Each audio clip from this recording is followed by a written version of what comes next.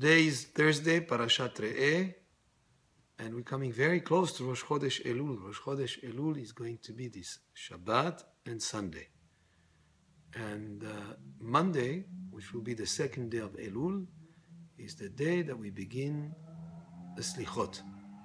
The Selihot is a service that we do in the month of Elul. Actually, it's going to go through for 40 days, almost 40 days, ending up with the day of Yom Kippur. And part of the services of the prayers of Yom Kippur include the Selihot, which we will have been practicing for the next few weeks until we get to Kippur. And Selihot is we get up early in the morning. In our synagogue, we're starting at 5 o'clock, except for Sunday at 6. And the Selihot go for about 45 minutes to an hour until the time that we start Shachrit. The time to recite the Selihot is the best, is any time after the middle of the night. Middle of the night is not necessarily midnight. The middle of the night now is 12:58. So about 12:58, 12:55, that's when, from that point forward until before Shachrit, you can say the Selihot. Selihot cannot be recited in the first half of the night, only in the second half of the night. And if a person is not able to say the Selihot before Shachrit, it is acceptable, according to Halakha, to say the Selihot before Mincha. The time that is not allowed to say the Selihot is really the time from the time that the night starts, from the time that stars are out, until the middle of the night. The Selihot are a very important prayer in the spirit of this period of the year, when we ask Hashem to forgive us for any wrong actions, any sins, any transgressions that we did during the year. This is the time that we do teshuvah. This is the time where we improve ourselves. This is the time where we get things to clean up our act, so to speak, before we come to Rosh Hashanah, which is Yom Adin, which is a day of judgment, and before even Yom Kippur, which is 10 days later, which is the day that the fortunes of the persons are decided for the next year by their sign. In other words, a Yom Rosh Hashanah.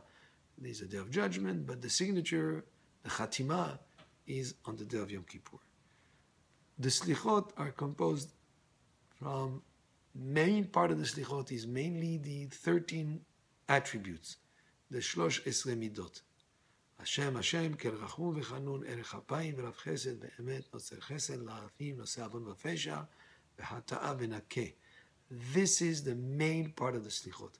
Around that, there are piyutim, there are sorts of poems that were written by rabbis different times in history that were added to the Selihot, and that are written in the spirit of asking Hashem for forgiveness, of speaking about repentance.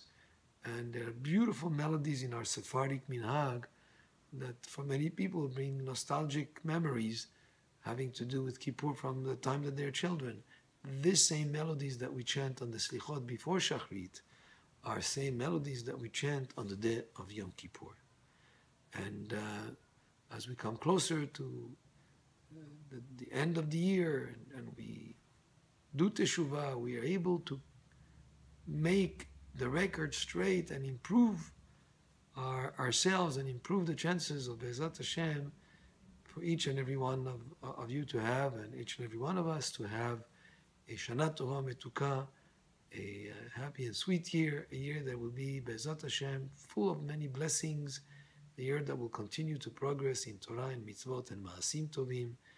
And Rosh Chodesh Elul begins that period of 40 days when Moshe Rabbeinu was in Shamayim the third time, at the conclusion of which on Yom Kippur Hashem told Moshe Rabbeinu, Salachti kidvarecha, and gave him the second luchot, the second set tablets of the Torah.